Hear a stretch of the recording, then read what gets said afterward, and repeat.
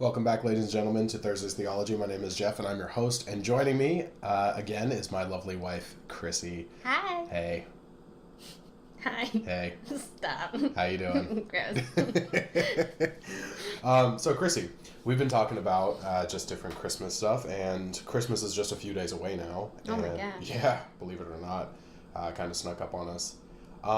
So it's funny because this episode was actually inspired by a gift that my mom got me because she saw it and she was just like, "Oh, Jeff should have this."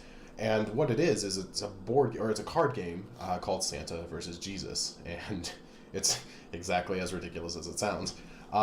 So I thought about it. I was like, Santa versus Jesus. That'd make a good vlog episode. I don't know why, but it's gonna make a good vlog episode. All right. So yeah, let's talk about Santa versus Jesus, and the deeper question that we're getting at is there a difference between American Christmas and Christian Christmas? Yeah, I mean, I've actually been thinking about that a lot. So, at least for me, that's where this episode came from. I kind of forgot about that game, but that actually makes a lot of sense, and makes this even more fun. So yeah, I'm just wondering, like, are they the same holiday? Or should they, like, be considered the same holiday? Right. Like, what do they have in common? How did they get put together? Right. Well, I mean, yeah, that's a great question. I think there's a lot of commonality, but I also think that there's a lot of different things about them. For instance, one of the commonalities is that they, like, Christmas music oftentimes includes Christmas carols that we sing in church, and people just kind of assume that, like, oh, that's just part of the Christmas holiday, you know? There's also lots of Christmas songs, though, that, like, have nothing to do with Jesus. They're, like, just, like, Winter Wonderland and sleigh bells and snowmen. Or the classic American Christmas song. Or, I don't know if it's... now that I say it, it might not be American. The 12 Days of Christmas, that might be a British one. I mean, yeah, also a lot of Christmas carols and Christmas songs, I think, have European origins. Right. Well, the reason I say American Christmas songs is because I think there's a lot of Christmas carols that we sing that have, like, consumeristic lyrics in them. Like, for instance, as the shoppers run home with their treasures. What song is that? Why am I blanking? City sidewalks, busy sidewalks, dressed in holiday style. Silver Bells. Yeah, thank you. Okay, Silver Bells. Wow, I never actually paid attention to all the lyrics. Yeah. All I know is Silver Bells. Yep. Yeah, so I don't know, if we, like, do the whole Santa versus Jesus or Christian versus American Christmas, like, I would say Santa wins because even... Interesting, really? Yeah, because I've noticed, like, even Christian artists who put out Christmas albums, like, it's not all songs about Jesus. Like, they throw in kind of just general wintry Christmassy songs that aren't necessarily Christian or spiritual or songs about Jesus and Jesus' birth. Huh. So I say Santa wins. That's so interesting because you got me thinking now because, and again, this might sound cynical, and I don't mean it to be cynical, it just is the reality, but every church that I've worked at has always planned Christmas Eve service early so that people can get home to their Christmas dinners and their Christmas Eves and stuff like that. And again, I don't want to say that there's nothing... Okay.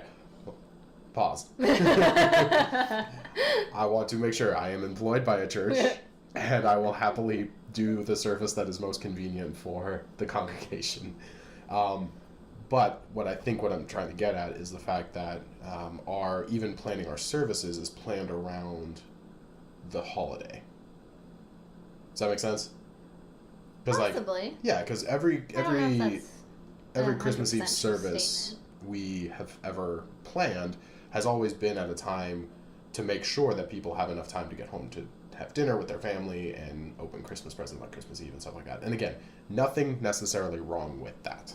Yeah, I mean, I think that can go into the planning. I don't know if it's...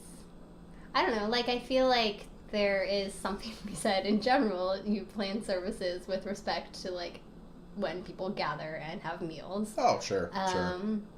I don't know if, like, the presents necessarily have anything to do with it. I mean, for some, maybe it does. Well, but, okay, let me... But hold on. Okay. Like, I think a Christmas Eve, like, evening service makes sense because we, like, think about Jesus being born at night for some reason. Right. Mainly because of Christmas carols. Yeah, I guess. Mm-hmm. Silent Night. Yeah. So, yeah, and I guess, like, the shepherds were out at night, so, like, that is biblical. So, like, the evening service thing is fine, I think. Again, scheduling around dinner is a whole nother thing. Sure. But, anyways. Yeah. No, and that's fair. I think, too, that... well, now that I recall...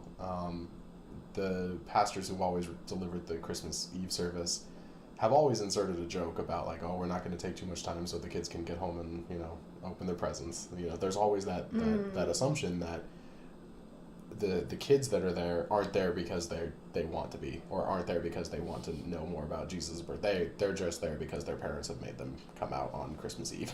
Okay. So, talking about presents then. Yeah. Where does that come from? Is that purely American Christmas, or is there any element of Christian Christmas, like that, where that can come from? We've talked before about verses in the Bible that get abused and taken out of context, and I think one of the ones that does get taken out of context is the wise men from the East giving baby Jesus gifts, because it's not even on Christmas. That was like weeks later. Yeah, that was weeks later. Maybe even a year later. Yeah, a year later. Oh, by the way, if you're listening and you're wondering about the song "We Three Kings of Orient Are," I hate to say it. Nowhere in the Bible does it say the number of kings. It just says that wise men from the East came. The three is made up to make it rhyme in lyrics. So anyway. Well, and, like, it's often thought three because there's three gifts. Right. Gold, frankincense, and myrrh. Right. But my guess is that if it's a number of kings, like, they probably pooled their resources to buy those gifts. Yeah. I mean, I've done that for Christmas for years. Like, hey, like, this thing is too expensive for me to get for this person. Do you want to go in with it? Oh, yeah. So, anyway, where were we? Okay, so presents. Yes, so presents. The wise men and their gifts to Jesus. Right. But see, even in the gifts to Jesus, one, we have to understand that those are, like, if we're looking at them as just strictly as gifts, they're birthday gifts. So they're specifically for Jesus. So that doesn't give us a mandate to, like, give it to everybody else.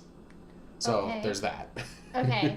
What about this? Valid statement or totally cheesy and cop-out excuse? Ooh, I like this. God's greatest gift to mankind, or to the whole world, was Jesus.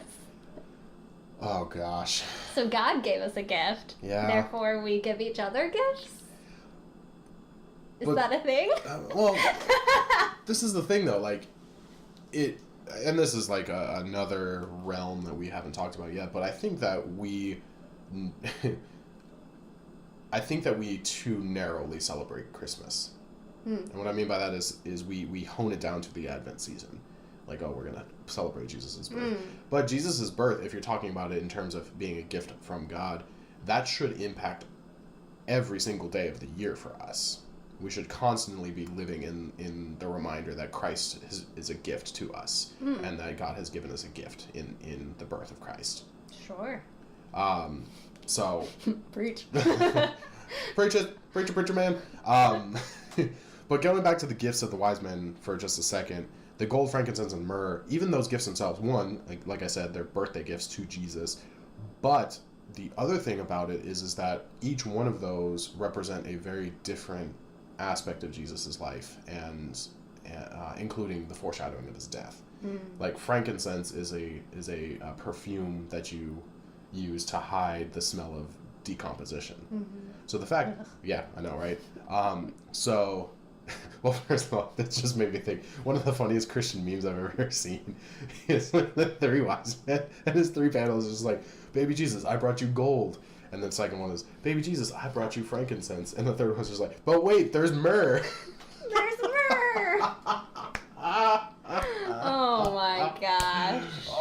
I love it. It's so good. So good.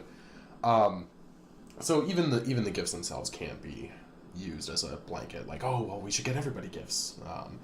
So. Okay. So maybe two entirely separate things, and maybe just loose reasons why they're tied together. But your family's huge on gift giving. Oh gosh, yeah. If you want to know how crazy my family is, check out the podcast we're uploading with this episode, because I'm going to go into extreme depth about how crazy. I love my family. Don't get me wrong. I love my family, but they're a little crazy when it comes to Christmas. Sure. And like Santa Christmas. Yeah, Santa Christmas. So there I would say maybe Santa also wins, but is there still value to gift giving that's not just about like me, or presents? Like, yeah, I think so.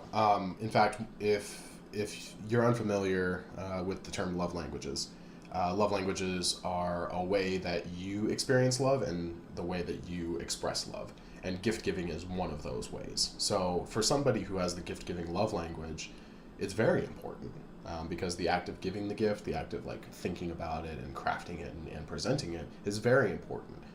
It's just the same thing for receiving a gift. So there is an aspect of that, but we'll tackle that in the podcast episode. So we're not going to give too many spoilers, are we? All right. So I want to end with a really, really good quote that you actually said. Oh, yeah. When we were talking about this episode, and that is, sometimes Christmas gets in the way of remembering what Christmas is about. Mm-hmm. Yeah, I think there's a lot more to Jesus Christmas that we often either forget about or gloss over because Santa Christmas has kind of taken over. Yeah. So as a Christian, that's a big challenge for me this year of trying to separate the two and also kind of up my game in how much I'm paying attention to Jesus Christmas. Yeah, well, we're really excited to hear about that more in the podcast. So thanks again for joining us this week for Thursday's Theology. We want to extend a very Merry Christmas to you and your family and your friends. Thank you so much for taking the time to listen to our ramblings and our ideas. We really appreciate it.